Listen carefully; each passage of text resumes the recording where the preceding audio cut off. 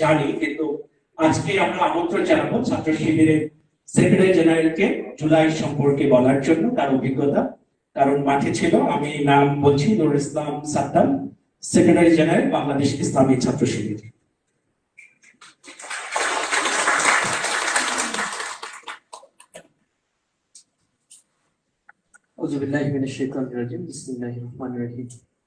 জুলাই ঐক্য পরিষদের উদ্যোগে আয়োজিত আজকের 2024 সালের যে অভূতপূর্ব গণ অভ্যুত্থান, গণ বিপ্লব সংগঠিত হয়েছে ছাত্র জনতার এই স্বতঃস্ফূর্ত অংশগ্রহণে, সেই বিপ্লবীদের, সেই হিরোদেরকে স্মরণ করে আজকে প্রবাসী ভাইরা যে আয়োজন করেছে, এই আয়োজনে আজকে আমাদের মাঝে প্রধান অতিথি হিসেবে সম্মানিত হাই কমিশনার স্যার উপস্থিত রয়েছে, অন্যান্য দলের নেতৃবৃন্দ রয়েছেন এবং প্রবাসের যারা দেশের জন্য যুদ্ধ করছেন, যাদেরকে আমরা রেমিটেন্স যোদ্ধা বলি, যেটা আমাদের হার্ট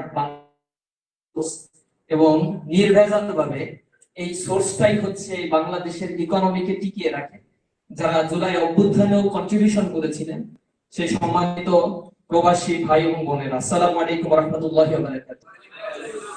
আল্লাহ শুকরিয়া যে মালয়েশিয়াতে 1-2 দিনের জন্য আসা, হঠাৎ করে ভিসা, হঠাৎ করে প্রোগ্রামে আসা।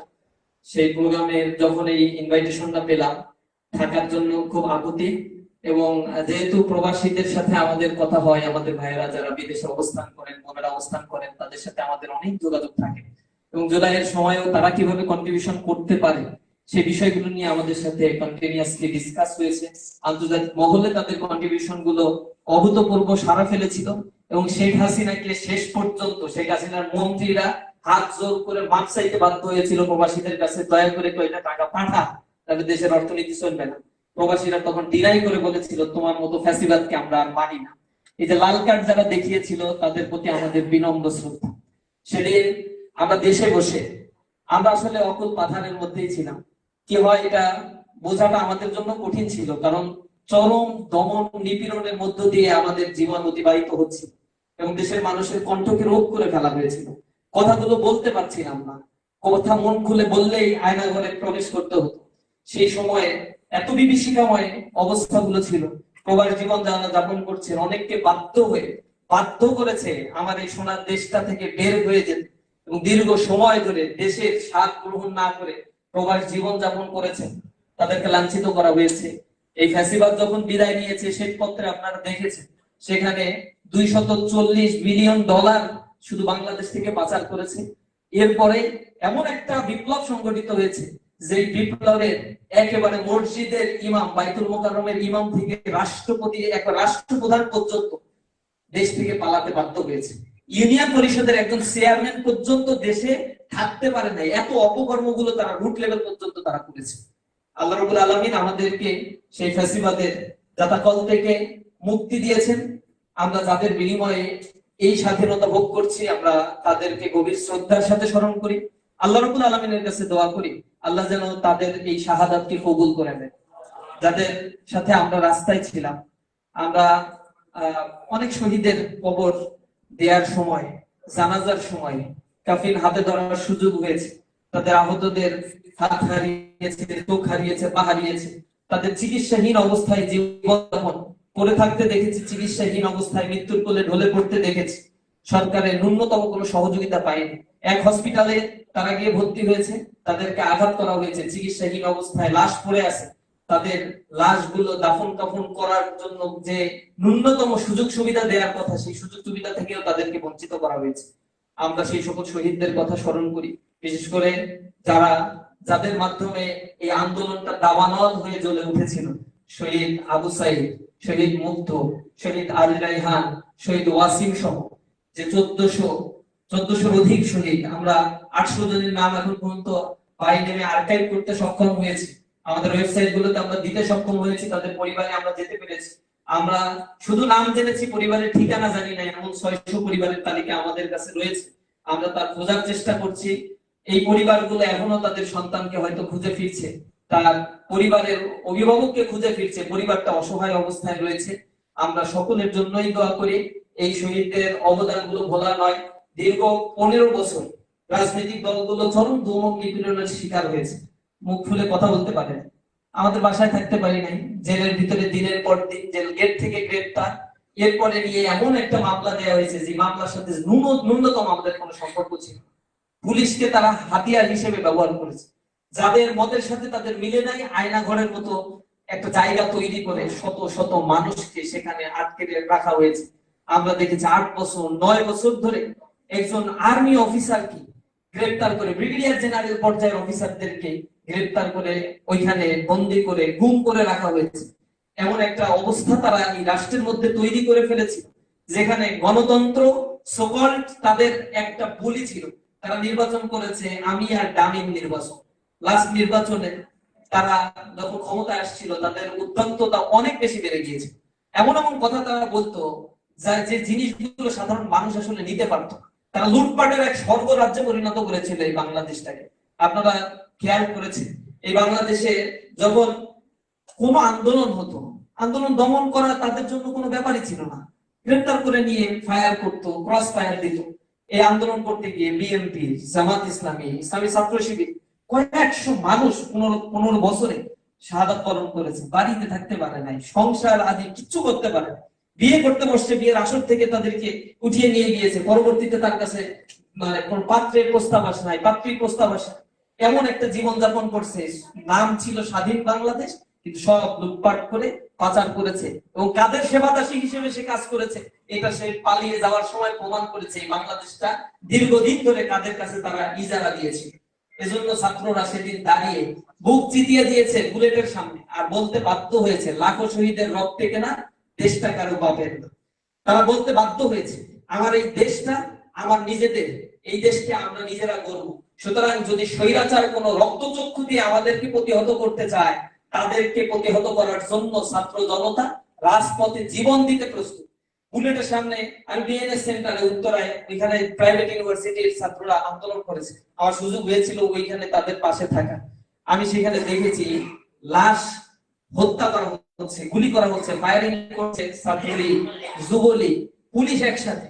3টা লাশ সামনে পড়ে আছে, পেছন দিকে ছাত্ররা দাঁড়িয়ে আছে, আমরা দাঁড়িয়ে আছে। আর একটা গ্রুপ ওই দিক থেকে গিয়েছে, পেছন দিক থেকে যারা গুলি করছে তাদেরকে আক্রমণ করতে চলে গেছে। অথচ যাদেরকে আক্রমণ করা হচ্ছে ছাত্রলীগের হাতে অস্ত্র, এই সন্ত্রাসী গোষ্ঠীগুলো 2 হাতে স্নাইপার নিয়ে দাঁড়িয়ে আছে, গুলি করছে, মানুষ মারা যাচ্ছে। ছাত্ররা আবার সামনের দিকে চলে যাচ্ছে, লাশ পাশে লাশ একটা নিয়ে ওইখানে গিয়ে তারা মানে হাসপাতালে রেখে আসছে, কুয়েত মন্ত্রী হসপিটাল। সেখানে রেখে আমরা ভাবছি যে ও ভয়তে আর যাবে না, হাসপাতালেই থাকে। আবার দেখছি কিছুক্ষণ আগে এসে হাজির, আর বলছে তুমি এইখানে কেন, তুমি না গেলে লাশ নিয়ে তোর ভয় লাগে না? কিসের ভয়? আবার দাঁড়াবো, প্রয়োজনে মারা যাবো, জীবন দিব, এত সাহস তাদের ভিতরে ছিল। এই আন্দোলনটা সূত্রপাত হয়েছে বৈষম্য বিরোধী ছাত্র আন্দোলনে, অর্থাৎ কোটা সংস্কার আন্দোলন দিয়ে। কিন্তু এই আন্দোলনে যারা মারা গিয়েছে আমরা তাদের নিয়ে আর্কাইভিং করছি, আমরা তাদের নিয়ে বই খাতা লেখার চেষ্টা করছি, আমরা শত শত পাণ্ডুলিপি সংগ্রহ করেছি বিপ্লবীদের কাছ থেকে। আমরা এই আগামী 1 থেকে 4 তারিখ পর্যন্ত সোহরাওয়ার্দী উদ্যানে একটা বিগেস্ট একটা এক্সিবিশন করব, সব শহীদদের স্মরণ করব, সব শহীদদের নিয়ে লেখা আর্কাইভিং আমরা প্রকাশ করব, গবেষণাপত্র আমরা তৈরি করছি। সেখানে আমরা দেখেছি এই আন্দোলন ছাত্রদের নেতৃত্বে ছিল ঠিকই, কিন্তু এই আন্দোলনে শাহাদাত বরণ করার ক্ষেত্রে অবদান রেখেছি কুলি মজুর, দিন মজুর, রিকশাওয়ালা, গার্মেন্টস শ্রমিকের মতো মানুষের শাহাদাতের অবদানটাই সবচেয়ে বেশি। অথচ এরা কোনোদিন জীবনে বিসিএস পরীক্ষা দিবে না, কোনোদিন বিসিএস দিবে না। তাহলে কি স্বার্থের কারণে সেদিন তারা রাস্তায় নেমেছিল? এই আন্দোলন ছিল একটা নমিনাল একটা বিপ্লব, যার সূত্রপাত হয়েছিল বৈষম্য বিরোধীর মাধ্যমে। এই বিপ্লবটা মানুষের ক্ষোভের একটা বহিঃপ্রকাশ। সেদিন 5 আগস্টে আমি উত্তরা থেকে, টঙ্গী থেকে হেঁটে একবার পল্টন পর্যন্ত 23 কিলোমিটার পথ আমি হেঁটেছি। সকাল 11টা থেকে 11:30 থেকে হাঁটা শুরু করছি, সন্ধ্যায় গিয়ে পল্টনে গিয়ে পৌঁছাইছি। আমি রাস্তায় মানুষের ঢল, লক্ষ লক্ষ মানুষ, যে মুক্তির স্বাদ, স্বাধীনতা যুদ্ধ আমরা দেখি নাই। 71 সালে কি হয়েছিল এটা আমাদের চোখে দেখা হয়নি, তবে টেলিভিশনে আমরা দেখেছি, উপলব্ধি করতে পেরেছি। কিন্তু জুলাই বিপ্লবে যে মানুষেরা রাস্তায় নেমে স্বাধীনতার স্বাদ যেভাবে গ্রহণ করেছে, ওই দিন তৃপ্তি সহকারে আমরা স্বাধীনতাকে আস্বাদন করেছি।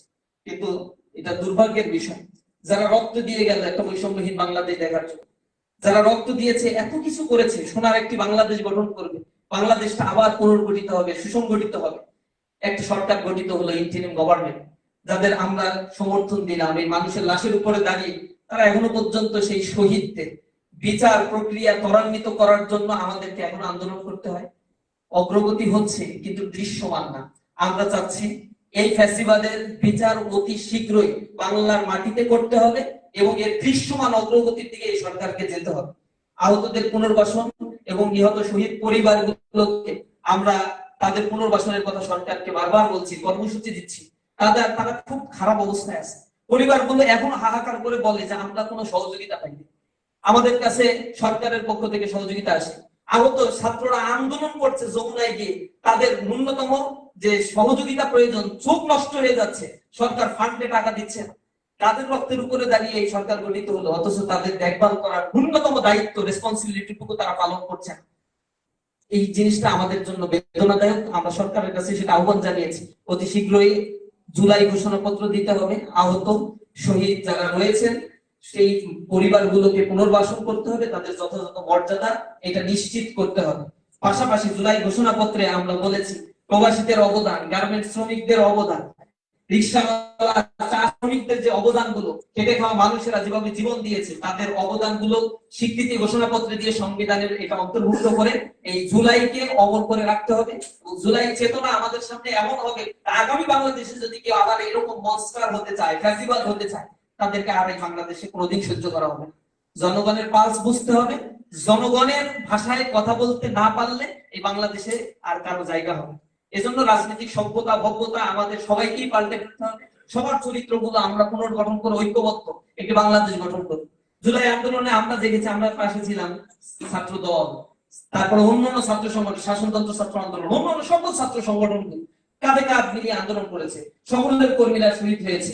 সেখানে আমাদের একটা উদ্দেশ্য ছিল, আমরা বাংলাদেশকে মুক্ত করার ক্ষেত্রে ফ্যাসিবাদের বিরুদ্ধে ঐক্যবদ্ধ একটি ভূমিকা আমরা পালন করেছি। এখনো দেশ গঠনের স্বার্থে পুনর্গঠিত করতে এই দেশের অর্থনীতি, এদেশের রাজনৈতিক স্ট্রাকচার ঐক্যমতের ভিত্তিতে একটি সুন্দর সমাজ যেন আমরা গড়ে তুলতে পারি। আমি আজকে যারা এখানে উপস্থিত হয়েছেন সকলকে আন্তরিক ধন্যবাদ জানাই। পাশাপাশি এখানে হাই কমিশনার স্যার উপস্থিত রয়েছে, আমি অনুরোধ জানাবো, প্রবাসীরা আমাদের দেশের সম্পদ। 1,55,00,000 প্রবাসী হিসেব মতে সারা পৃথিবীর আনাচে কানাচে তারা অবস্থান করে। এরা আমাদের দেশের রেমিটেন্স পাঠায় এবং এই রেমিটেন্স বৈধ চ্যানেলে $21 বিলিয়ন সম্ভবত বাংলাদেশে আয় হয়, তার চেয়ে বেশি এখন আসছে। ইনফরমাল চ্যানেল দিয়ে প্রায় আরো $21-22 বিলিয়ন যায়।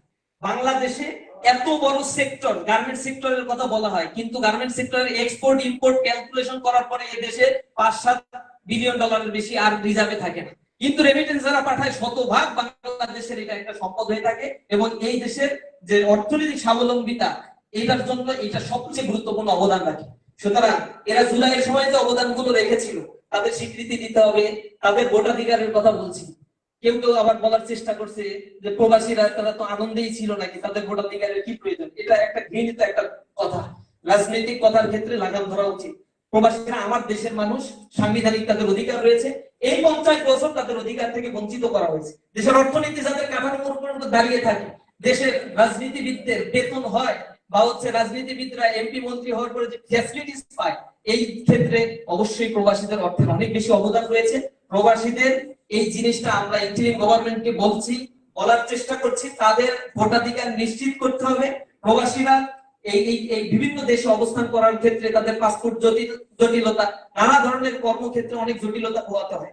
হাই কমিশনার অথবা যারা অ্যাম্বাসেডার থাকে, তারা এই দেশের জনগণের সার্ভিস দেওয়ার জন্য সার্ভেন্ট হিসেবে এখানে নিয়োজিত। এটাকে বিসিএস ক্যাডার বলে, বাংলাদেশ সিভিল সার্ভিস। সার্ভিসের কাজটাই হচ্ছে তাদের সুযোগ সুবিধাগুলো দেখা। সুতরাং প্রবাসীরা যেন ওপেনলি তাদের কথাগুলো বলতে পারে এবং একেবারে অন্তরের অন্তরস্থল থেকে দেশের মানুষকে ওন করা, হৃদয় দিয়ে মানুষকে ভালোবাসা। এবং এই মানুষগুলোকে যদি আমরা, আমাদের একটা দুর্ভাগ্য, আমি সর্বশেষ এইটা বলতে বাধ্য হচ্ছি যে আমাদের দেশে এখন ডেমোগ্রাফিক ডিভিডেন্ড চলে। এই দেশের কর্মক্ষম জনসংখ্যা সবচেয়ে বেশি, ডেমোগ্রাফিক ডিভিডেন্ড 2030 সাল পর্যন্ত চলবে। কিন্তু আমাদের দুর্ভাগ্যজনক এমন একটা কাঠামোর শিক্ষা ব্যবস্থা আমার দেশে রয়েছে, যে শিক্ষা ব্যবস্থার কারণে মাস্টার্স পাস করার পরে 35 লক্ষ বেকার বাংলাদেশে বসে থাকে।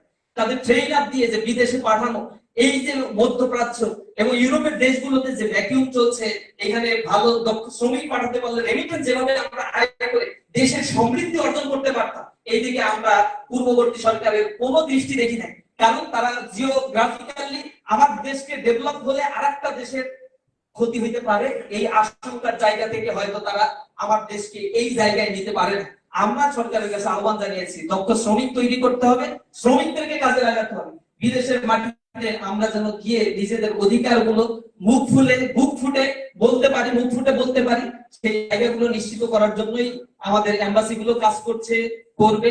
আমরা সর্বশেষ এটা আহ্বান জানাচ্ছি, আজকে যারা এখানে রয়েছেন, স্যার এখানে রয়েছেন, আমরা সকলের প্রতি কৃতজ্ঞতা জ্ঞাপন করছি আমাকে এখানে কথা বলতে সুযোগ দেওয়ার জন্য। আর সর্বশেষ, জুলাই জেগে থাকুক এবং বাংলাদেশকে এই তরুণরা পাহারা দিবে, আগামী বাংলাদেশকে গড়ে তোলার জন্য তারুণ্যের এই শক্তি আবার কাজ করবে, জেগে উঠবে ইনশাআল্লাহ। আসসালামু আলাইকুম ওয়া রাহমাতুল্লাহ।